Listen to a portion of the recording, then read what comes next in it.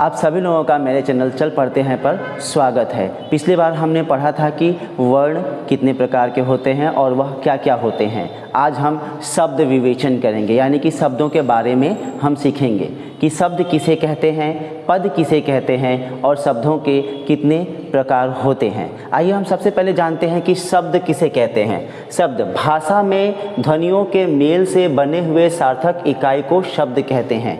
भाषा में ध्वनियों के मेल से बने हुए सार्थक इकाई को शब्द कहते हैं का मतलब है कि हम लोग भाषा में जिन भी शब्दों का व्यवहार करते हैं वह सार्थक शब्दों से, सार्थक वर्णों से मिलकर या सार्थक ध्वनियों के मिलने पर ही वह शब्द बनते हैं। सार्थक मतलब अर्थ के साथ जो शब्द बनते हैं और उनका हम व्यवहार भाषा में करते हैं तो वही शब्द कहलाते हैं। इसीलिए सार्थक का मतलब यहाँ पर है कि जिस शब्द का अर्थ हम लोग जानते हैं, उसका अर्थ होता है, उसे ही हम लोग शब्द कहते हैं।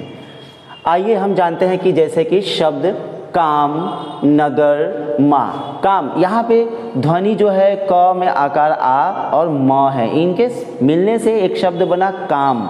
इस काम शब्द का अर्थ है। नगर, इसमें तीन ध्वनियाँ हैं न, ग, र, यह मिलकर एक शब्द बना नगर। इसको सुनने के साथ साथ हमें समझ में आता है कि यह शब्द हमें क्या समझाना चाहती है।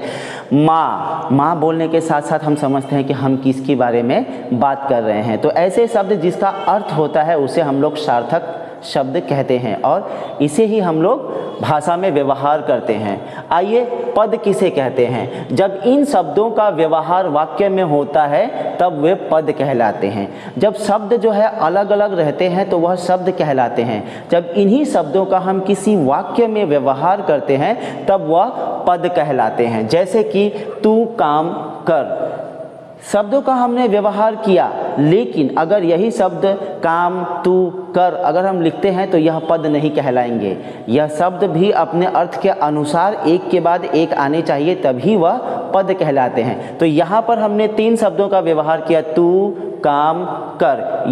यहाँ पर तीन शब्दों के मिलने से एक वाक्य बना है और इन्हीं में इन शब्दों का ही हमने जब इस वाक्य में व्यवहार किया तब यहाँ पर इन शब्दों को हम लोग कहेंगे पद। अगर यही शब्द अलग अलग करके लिखे हम लोग काम, तू, कर, तो यह पद नहीं कहलाएंगे, तब यह शब्द ही रह जाएंगे क्योंकि इनका एक साथ मिलकर कोई अर्थ नहीं बनता है।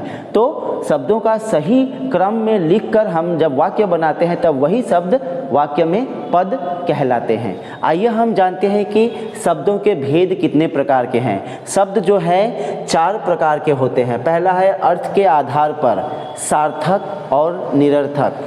दूसरा है प्रयोग के आधार पर तत्सम, तद्भव, देशज, विदेशी। उसके बाद है उत्पत्ति के आधार पर रूढ़, यौगिक, योग रूढ़। उसके बाद है चौथा परिवर्तन के आधार पर विकारी, अविकारी, जिसे हम लोग अव्यय भी कहते हैं। तो शब्दों के जो भेद है सर्वप्रथम आता है अर्थ के आधार पर। अर्थ जिसका अर्थ होता है उसके आधार पर दो शब्द कहलाते हैं, सार्थक शब्द और निरर्थक शब्द। आइए जानते हैं कि सार्थक शब्द किसे कहते हैं। सार्थक शब्द उस शब्द को कहते हैं जिसका सही अर्थ होता है, जिसका अर्थ होता है, जिसको बोलने के साथ साथ हम उसका अर्थ समझ पाते हैं। जैसे कि घर, पानी। हम लोग घर शब्द का जब बोलते हैं तो हमें समझ में आता है कि हम किस चीज़ के बारे में बोल रहे हैं। पानी हुआ, हम बोलने के साथ साथ हमें समझ में आता है कि पानी का मतलब क्या है। वहीं आते हैं दूसरे तरफ निरर्थक शब्द। निरर्थक शब्द वैसे शब्द होते हैं जो हम अपने वाक्य में तो व्यवहार करते हैं लेकिन उनका कोई अर्थ नहीं होता है। जैसे वानी, फफाट। हम लोग कभी कभी बोलते हैं कि चलो मुझे पानी वानी पिलाओ। पानी, वानी, पानी के साथ हमने वानी शब्द का व्यवहार किया। पानी का तो मतलब समझ में आता है लेकिन वानी का क्या मतलब है। तो यहाँ पर हम ये समझेंगे कि पानी, वानी, पिलाओ, पानी या फिर पानी जैसा कोई चीज़ पिलाओ। तो यहाँ पर पानी तो अर्थपूर्ण है लेकिन वाणी का कोई अर्थ नहीं है। इसे ही हम लोग निरर्थक शब्द कहेंगे, यानी कि जिस शब्द का अर्थ होता है उसे सार्थक शब्द और जिस शब्द का अर्थ नहीं होता है उसे हम लोग निरर्थक शब्द कहते हैं। दूसरा है प्रयोग के आधार पर। प्रयोग के आधार पर आइए, तत्सम, तद्भव, देशज और विदेशी। हम लोग जिन शब्दों का प्रयोग करते हैं उसमें चार भाग है। तत्सम शब्द, तत्सम शब्द वैसे शब्द होते हैं जिन्हें हम संस्कृत भाषा से लेते हैं। चाहते हम जानते हैं कि हमारे देश की जितने भी भाषाएं हैं ज़्यादातर संस्कृत भाषा से ही जन्म हुई है, इसलिए संस्कृत भाषा से बहुत सारे शब्द हमारे भाषा में व्यवहार किया जाता है। और वैसे शब्द जो कि संस्कृत में जिस प्रकार हम लिखते हैं ठीक उसी प्रकार जब हम अपने भाषा में भी लिखते हैं तो वैसे शब्द को हम लोग तत्सम शब्द कहते हैं। यानी कि जिस प्रकार का हम लोग उसमें लिखते हैं ठीक वैसा ही बिना रूप परिवर्तित किए हुए उस शब्द का हम लोग जब हिंदी भाषा में प्रयोग करते हैं तो वैसे शब्द को हम लोग तत्सम शब्द कहते हैं। जैसे कि ज्ञान, माता, हम लोग ज्ञान शब्द को भी हिंदी में ज्ञान ही लिखते हैं और माता शब्द का भी हम लोग हिंदी में माता ही लिखते हैं। तो वैसे शब्द जो कि संस्कृत से लिए हैं लेकिन हमारे हिंदी भाषा में भी उनका रूप परिवर्तन नहीं होता है। दूसरा है तद्भव शब्द। तद्भव शब्द ऐसा शब्द है जो कि हमने उस शब्द का चयन संस्कृत से किया है लेकिन संस्कृत में जिस प्रकार उसको लिखा जाता है ठीक हम उसको अपने भाषा में उसका व्यवहार नहीं करते हैं। जैसे कि संस्कृत में होता है अग्नि लेकिन जब हम हिंदी में व्यवहार करते हैं तो लिखते हैं आग। हम लोग कहीं पर आग लग जाने पर यह ना बोलते हैं कि वहाँ पर अग्नि लगी है, ऐसा नहीं बोलते हैं, हम लोग बोलते हैं वहाँ पर आग लगी है। तो देखिए शब्द जो है वो संस्कृत का है लेकिन संस्कृत में जिस प्रकार लिखा गया है उस प्रकार हम हिंदी में नहीं लिख रहे हैं। यानी कि संस्कृत से वह शब्द हमारे भाषा में आते आते अपना रूप परिवर्तित कर ली है, इस कारण ऐसे शब्दों को हम लोग तद्भव शब्द कहते हैं। तीसरा है देशज शब्द। देशज शब्द वैसे शब्द हैं जो सिर्फ हमारे ही देश में जन्म लिया है या हमारे ही देश में हिंदी भाषा में उसका व्यवहार होता है और किसी दूसरे भाषा में व्यवहार भी नहीं होता है और दूसरे किसी भाषा से हम लोगों ने उसको लिया भी नहीं है। जैसे कि डिबिया, खिड़की, बेटी, ढेकी, ये सब शब्द जो है हमारे देश में जन्म लिया हुआ भाषा है और दूसरे किसी देश की भाषा में उसका व्यवहार नहीं होता है। ऐसे शब्द को हम लोग देशज शब्द कहते हैं। चौथा आ गया विदेशी शब्द। विदेशी शब्द वैसे हैं जो कि हम लोग अपने भाषा में दूसरे भाषाओं के शब्दों का व्यवहार करते हैं। जैसे कि अंग्रेजी भाषा से हमने डॉक्टर लिया हो, फारसी भाषा से हमने आराम लिया है, चश्मा है, सरकार है। बहुत सारे ऐसे शब्द हैं जो कि हमारे देश की भाषा का शब्द नहीं है, वो विदेशी भाषा का शब्द है लेकिन हम उसे अपने भाषा में प्रयोग में ला रहे हैं। तो ऐसे शब्द जो कि दूसरे भाषा, दूसरे विदेशी शब्दों से, भाषाओं से हमने उन शब्दों को लिया है तो ऐसे शब्दों को हम लोग विदेशी शब्द कहेंगे। उसके बाद आइए उत्पत्ति के आधार पर, जन्म के आधार पर जो है शब्द जो है तीन प्रकार के हैं, रूढ़, यौगिक और योग रूढ़। अब आते हैं रूढ़ के बारे में समझते हैं। यह जो शब्द है यह स्वतंत्र होते हैं, स्वतंत्र रूप से जन्म लेते हैं, यानी कि यह दो ध्वनियों के मिलने से बनते हैं, दो वर्णों के मिलने से बनते हैं और इन वर्णों को, इन शब्दों को अगर हम लोग अलग अलग करना चाहें तो इनका कोई अर्थ नहीं रह जाता है। जैसे मन, म और न, इन दोनों को अगर हम लोग अलग कर दे तो म और न का कोई अर्थ नहीं रहता है, लेकिन जब हम म और न को जोड़ते हैं तो वह शब्द बनता है मन।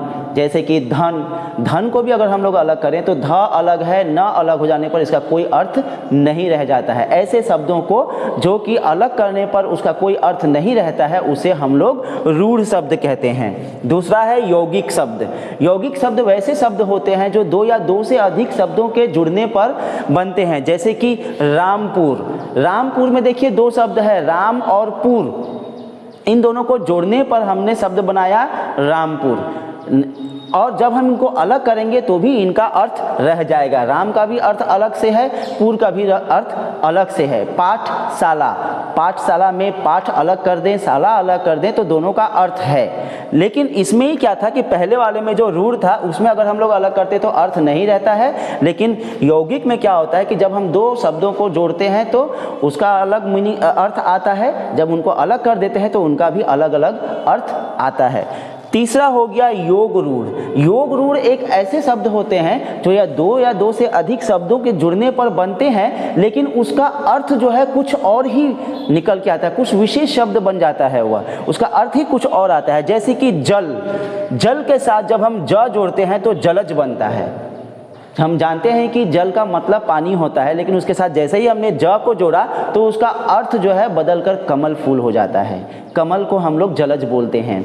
ठीक पकड़ लीजिए दशानन, दशानन 10 आनन, 10 आनन यानी कि 10 सिरों वाला। तो जैसे ही हम 10 को जोड़ते हैं आनंद के साथ तो इसका विशेष अर्थ बनकर आता है रावण। तो ऐसे शब्द जिनको हम लोग 2 या 2 से अधिक शब्दों को जोड़ते हैं तो उसका कुछ विशेष अर्थ बनकर आता है, और उसको जब हम लोग अलग अलग करते हैं तो उसका अलग अलग अर्थ आता है। तो ऐसे शब्दों को हम लोग योग रूढ़ शब्द कहते हैं। अगला है परिवर्तन के आधार पर।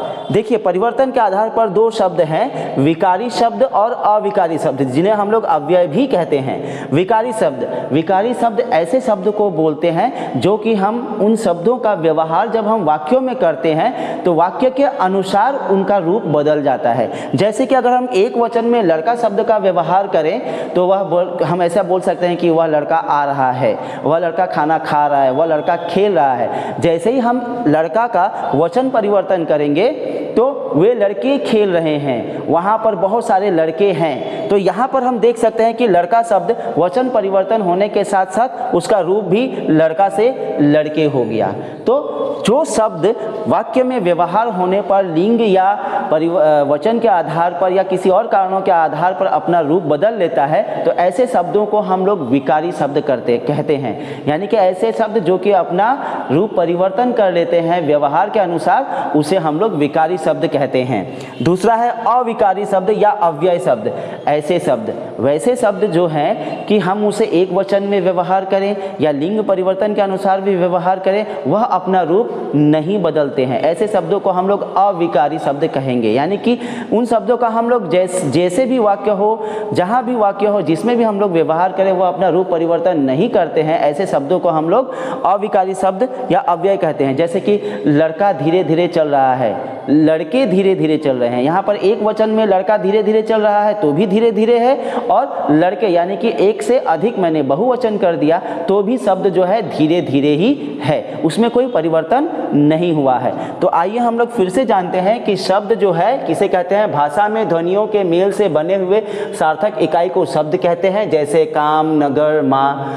पद, जब इन शब्दों का व्यवहार वाक्यों में होता है तब वे पद कहलाते हैं। जैसे तू काम कर, मैं घर जा रहा हूँ। यहाँ पर 5 शब्द है, 1 2 3 4 5 शब्द है, लेकिन यह शब्द जो है क्रम से लिखा गया है। तो क्रम से लिखा जाने के कारण इस वाक्य का कुछ अर्थ निकल कर आता है। तो जब अर्थ निकल कर आता है तो इन शब्दों को हम लोग पद कहेंगे। जब यही उलट पुलट के हम लिखेंगे तो फिर ये शब्द ही रहेंगे, पद नहीं कहलाएंगे।